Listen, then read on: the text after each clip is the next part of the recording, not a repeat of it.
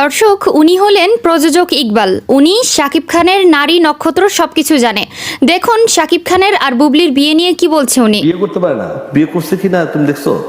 তা তো বুবলি তো দাবি করেছে পুবাইলের কাজী, পুবাইলের রেজিস্ট্রি বিয়ে হয়েছে। তার ও কাবিন দেখা না কেন?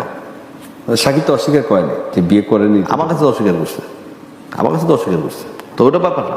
এই জন্য কি তুমি দাবি করেছো যে শাকিব বুবলির বিয়ে হয়নি? আমি তো প্রথম দিনই বলছি, আমাকে দিদি শাকিব নিজে বলছে, একবার না 100 বার বলছে আমার।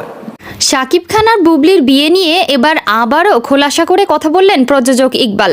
হ্যাঁ দর্শক, প্রকাশ্যেই কিন্তু উনি আবারও বলল যে বুবলির যদি বিয়ে হয়ে থাকে শাকিব খানের সাথে, তাহলে বুবলি কাবিননামা দেখাচ্ছে না কেন? বুবলি কাবিননামা দেখাক।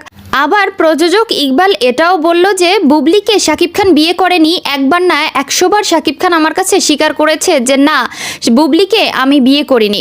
দর্শকের আগে পরেও কিন্তু শাকিব খান নিজেও বলেছে যে আমি যে ওনাকে